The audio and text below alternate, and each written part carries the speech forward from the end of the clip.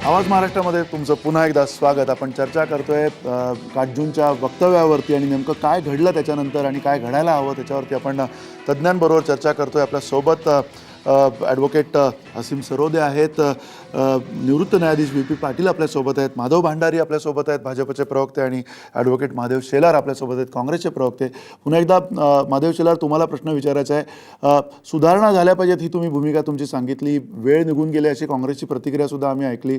या सगळ्या वक्तव्याच्या निमित्ताने किमान आपण ही चर्चा करतोय, कारण जसं असीम सरोदे मगाशी म्हणाले की न्यायव्यवस्थेवरती बोलायचं म्हटल्यावरती सुद्धा कंटेम्प्ट ऑफ कोर्टची एक खूप मोठा हर्डल त्याच्यामध्ये आपल्यासमोर एक अडचण आहे. पण या सगळ्या विषयामध्ये एक तुम्हाला प्रश्न हाच विचारायचा की एकीकडे गुप्तचर संस्थांनी रिपोर्ट दिलेला असताना सुद्धा त्यांची नेमणूक होते, कुठेतरी त्यावेळेच्या UPA सरकारवरती काही कंपल्शन्स होती का, त्यावेळेला काही ब्लॅकमेलिंग होत होतं का घटक पक्षांकडनं, की जे काही सुधार होणं अपेक्षित आहे ते का करण्यात आले नाहीत गेल्या 50-60 वर्षामध्ये सुद्धा? पहिली गोष्ट अशी आहे की माधव भंडारी यांच्याकडे मला जावंसं वाटतं, कारण तो विषय सोडून काँग्रेसवर टीका करणे हा त्यांनी मूळ मुद्द्याला हात घातला.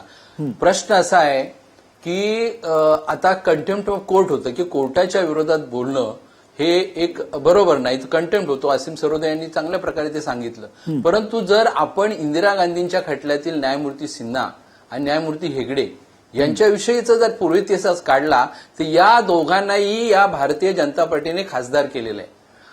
गुजरातच्या इलेक्शनच्या वेळेला हा निकाल, म्हणजे त्याच्यात मला आता त्या टिप्पणी त्या न्यायालयाच्या निर्णयावर करायचं नाही, परंतु एकच म्हणेन की त्यावेळेला काय घडलं, कुणाचा दबाव आला, अजिबात तसं घडलेलं नसावं. ज्या पद्धतीने 124 कलमानुसार तो प्रोसिजर पुढे आला तो पंतप्रधानांनी त्यांनी मंजूर केलेला राष्ट्रपतीकडे पाठवलेला आहे. त्याच्यामुळे पंतप्रधान गुन्हेगार आहेत आणि पंतप्रधानांनीच केलं आणि काँग्रेसचे पंतप्रधान आहेत म्हणून अगदी माधव भंडारी जोरजोरात बोलतायत. आपल्या काळातही अनेक गोष्टी घडलेल्या आहेत, हे मला इथं सांगायचं नाही, परंतु या सुधारणा रिफॉर्म्स व्हाव्यात याची मतं अनेकदा मांडली गेलेली आहेत. जर आपण आता न्यायाधीशाच्या नेमणुका याविषयी इंग्लंड आणि अमेरिका या बाबीकडे गेलो तर त्यांचा आवाज आपण पुन्हा जाऊया महादेव शेलार यांच्याकडे. तोपर्यंत असीम सरोदे, तुम्हाला पुन्हा हाच प्रश्न विचारायचा आहे. ज्या सुधारणा तुम्ही म्हटलात की ही योग्य वेळ आहे, या योग्य वेळेमध्ये आता सुधारणा झाल्या पाहिजेत. या सुधारणा होण्याच्या दृष्टिकोनातून जे काही शक्य आहे ते वेगवेगळ्या प्रकारचे, तुम्ही सुद्धा कार्यकर्ते म्हणून सुद्धा अनेकदा सगळे हे विषय हाताळलेले आहेत, हाती घेतलेले आहेत. तुम्हाला असं वाटतं का की आत्ताचं जे सरकार आहे, मोदी सरकार जे आहे, त्या सरकारमध्ये ही धमक आहे या सगळ्या आमूलाग्र जे काही बदल घडवून आणणं जे अपेक्षित आहे ते किमान हे सरकार करू शकेल? नाही, आधीच्या पण सरकारने करायला पाहिजे होतं आणि आता जे सरकार आहे त्यांनी हे करायला पाहिजे.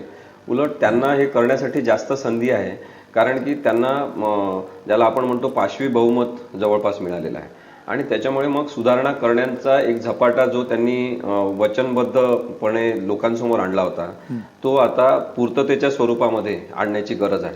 कारण की न्यायव्यवस्था ही एक व्यवस्था आहे की जी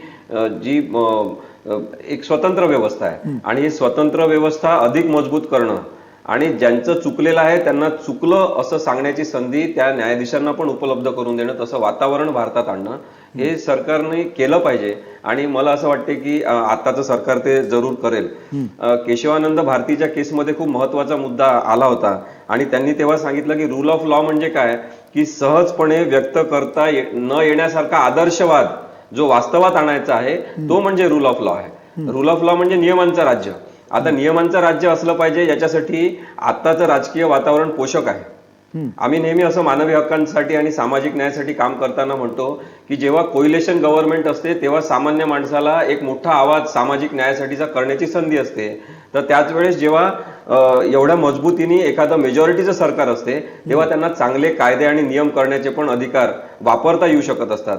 आता हे ते वापरणार आहेत की नाही हे आपल्याला कालांतराने दिसेल, पण त्यांनी ते वापरलं पाहिजे, कारण की ही योग्य वेळ आहे की जे काँग्रेसनी काहीतरी दोन महत्वाचे बिल आणले होते. एक होतं ज्युडिशियल स्टँडर्ड्स अकाउंटेबिलिटी बिल, ज्याच्यामध्ये एक कमिटी असेल ज्याच्याकडे सुप्रीम कोर्ट किंवा हायकोर्टाच्या कोणत्याही न्यायाधीशांविरुद्ध पण तक्रार आपण त्या कमिटीकडे करू शकत होतो. ते बिल लॅप्स झालेलं आहे. आणि दुसरं जे आहे ते 2013चं ज्युडिशियल अपॉइंटमेंट्स कमिशन बिल.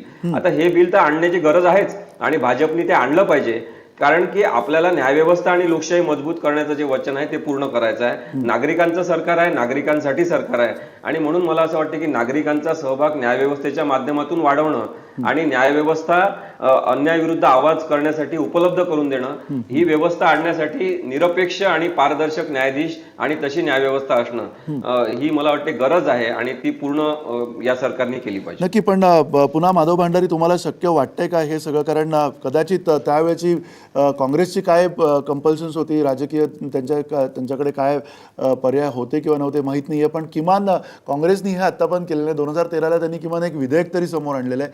हे विधेयक तरी येणाऱ्या काळामध्ये संमत होईल का, ज्याच्यामधनं न्यायाधीशांच्या ज्या नेमणुका आहेत त्या जास्ती पारदर्शीपणे होतील असं सांगितलं जातं?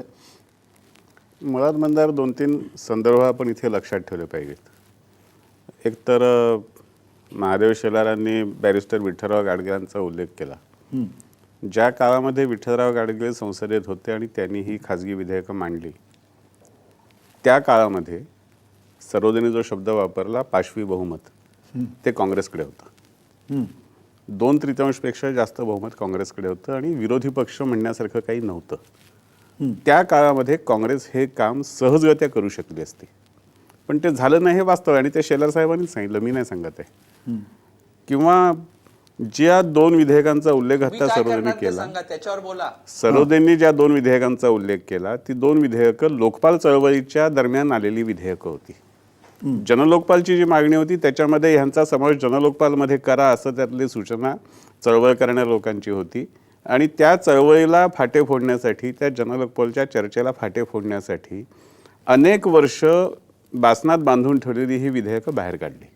पण ह्या दोन्ही विधेयकांना आपल्याला संसदेच्या कामकाजाचं रेकॉर्ड बघायला मिळेल. आमच्याकडून आम्ही पाठिंबा दिला होता. जर ही विधेयकं मंजूर करण्याची काँग्रेसची इच्छा असती तर आमच्या पाठिंब्यावर ते करू शकले असते, पण त्यांनी आपल्या आघाडीतल्या पक्षांना समोर करून ही विधेयकं पुढे येऊ दिली नाहीत. हाही संसदीय इतिहास आहे. त्यामुळे आता एक वस्तुस्थिती आपल्याला सगळ्यांनाच मान्य, सगळ्यांच्या बोलण्यातून येते की 60-65 वर्षानंतर आता सर्व प्रकारच्या बदलांची, रिफॉर्म्सची गरज आहे. आणि हे रिफॉर्म्स जे करायचे आहेत ते रिफॉर्म्स मुळातून करण्याची वेळ 60-65 वर्षांचा काळ हा पुरेसा असतो. जी काय व्यवस्था 47-50 मध्ये निर्माण केली तिच्यामध्ये काय त्रुटी होत्या, उणिवा होत्या, त्या करताना काय चुकलं, ह्याचा सगळ्याचा आढावा घेऊन नवीन बदल काय केले पाहिजेत ह्याचा विचार करणं आणि ते बदल अंमलात आणणं त्याची ही योग्य वेळ आहे. आणि काटजूंचं विधान कसंही असो, पण काटजूंनी ह्या बदलाच्या चर्चेला चालना दिली हे तर नाकारता येणार नाही. आणि काटजूंच्या सगळ्या याच्यामध्ये काँग्रेस जे दावा करतंय, आपला बचाव करतंय, शेलार साहेब सुद्धा एक नावाजलेले वकील आहेत. मला आपलं त्यांना सहज एक कायद्यातली शंका म्हणून विचारायची आहे की एखादा खून 50 वर्षापूर्वी झाला असेल आणि तो आरोपी सापडला तर तो खून 50 वर्षापूर्वी झाला होता म्हणून आता ही केस चालवू नका असं आपण कायद्यात म्हणतो का? महादेव शेलार, तुम्ही माधव भंडारी, आपण विषय पहिली गोष्ट वेगळ्या दिशेने नेताय. पहिली गोष्ट मंदार पंचे, आपला प्रश्न होता की आता हे काय करणार आहेत, हे कबूल करणार नाहीत, फक्त काँग्रेसला ओरखडे काढणं हेच यांचं राजकारण आहे आणि त्याच्यावरती त्यांनी सत्ता मिळवलेली आहे. भाग वेगळा, याच्याकडे मला जायचं नाही. परंतु सत्ता गेल्याचं तुमचं दुःख तुम्ही किती काळ उगाळत बसणार? आता कामाला लागा. आणली ती नाहीच झालेलं दुःख सोडा, ते त्याच्यावर बोलूच नका तुम्ही. जे रिफॉर्मच्या मागे लागा, रिफॉर्मसाठी चळवळ सुरू करा. तेच पुढे लावले. आता का नाही सरळ सांगत की हे बिल चांगलं आहे, आम्ही ते मंजूर करू, असं नाही सांगत. परंतु जाता जाता म्हणजे काय करता, नाचता येणं अंगण वाकडं, तुम्हाला करायचं नाही असं बोला ना स्पष्ट. म्हणजे काँग्रेसने हे केलं नाही, काँग्रेसने ते केलंय, तुम्ही काय करणार आहात?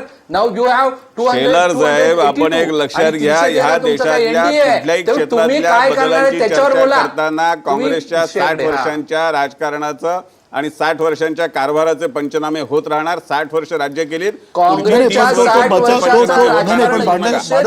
बचावाचा मुद्दा असू शकत नाही. काँग्रेसने काय केलं 60 वर्ष किंवा काय नाही केलं, पण त्याहीपेक्षा तुम्हाला सारखं नाही, त्याचं लगेच आता प्रत्यंतर दिसेल. म्हणून 96ला झालं, 98ला झालं, आपल्याला किती दिवस जनता पेलणार आहे तेही आपल्याला दिसेल. त्याच्याकडे मला जायचं नाही. 60 वर्षाचं माझ्या तुम्हाला पूर्ण शुभेच्छा. देशाच्या हिताचं सर्व धर्माच्या बरोबर काय होतंय ते.